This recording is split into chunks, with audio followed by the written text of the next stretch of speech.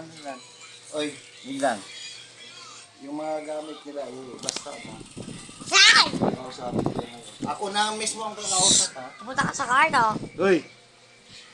Pwede Ako- ba? Ako na mismo, Jess. Pwede maliban pa yung mga usapin na ganyan. Hindi napuntahan ko na dun, Jess. Ang sabi ko na Ano?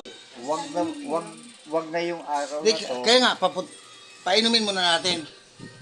Pag pumunta. Hindi, kung ano man ang yung usapin sa mga gamit niya, ang sinasabi ko lang sa iyo, ipagpaliban mo muna na wag mo na ngayong ganapin dahil nandito ako.